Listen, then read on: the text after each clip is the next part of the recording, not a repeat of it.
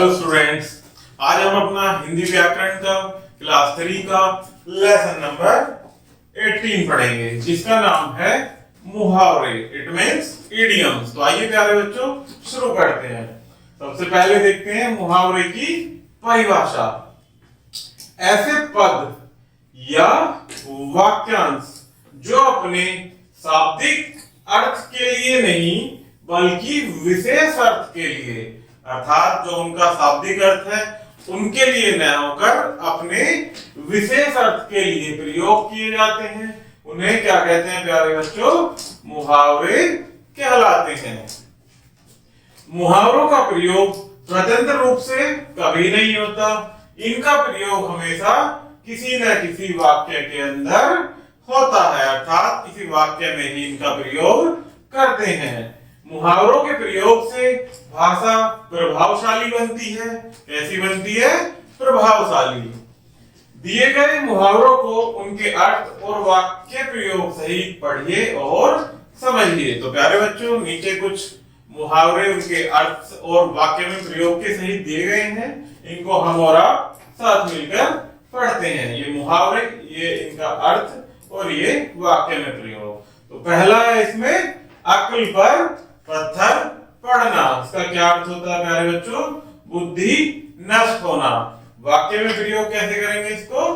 कि बुरी संगति में बैठने के कारण आकाश की अकल पर पत्थर पड़ गए। तो प्यारे बच्चों, आपने क्या देखा?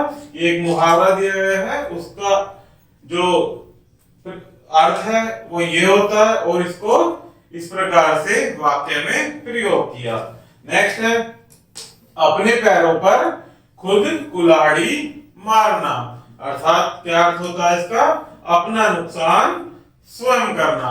वाक्य में कैसे प्रयोग करेंगे? कि सौरभ ने नौकरी से इस्तीफा देकर अपने पैरों पर खुद कुल्हाड़ी मार ली। नेक्स्ट है आग उगलना, अर्थात क्रोधित होना। वाक्य में प्रयोग मालती के अपमानजनक शब्दों को सुनकर अनीता आग उगलने लगी। ये क्या है प्यारे बच्चों? इसका वाक्य में प्रयोग। नेक्स्ट है आंखें दिखाना। इसका अर्थ होता है गुस्सा करना। वाक्य में प्रयोग मैं तो सच कह रहा हूं, तुम व्यर्थ ही मुझे आंखें दिखा रहे हो। इसी प्रकार से नेक्स्ट है आंखों का तारा। इसका अर्थ होता है अत्यंत प्रिय। श्री राम कौशल्या की आंखों के तारे थे। नेक्स्ट है आग में घी डालना, अर्थात क्रोध को बढ़ाना। वाक्य में प्रयोग तुम्हारे असभ्य व्यवहार ने आग में घी डाल दिया। नेक्स्ट है ईद का चांद होना, अर्थात बहुत दिनों बाद दिखाई देना। इसका वाक्य में प्रयोग आजकल तुम कहां रहने लगे, तुम तो ईद का चांद हो गए।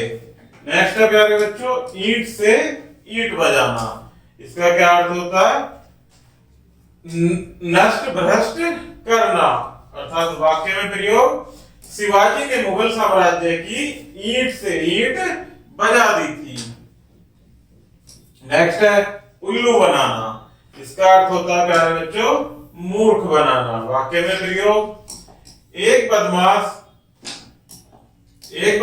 सबका उल्लू बनाकर सामान उड़ा ले गया। नेक्स्ट है कमर कसना। इसका अर्थ होता है प्यारे बच्चों तैयार होना। वाक्य में प्रयोग नेहा ने परीक्षा में प्रथम आने के लिए कमर कस ली है। नेक्स्ट है कलेजे पर सांप लौटना। इसका अर्थ होता है ईर्ष्या से जलना। भीम को देखकर दुर्योधन के कलेजे पर सांप लौटने लगा। नेक्स्ट है काला अक्षर भैंस बराबर। इसका अर्थ है अनपढ़ होना।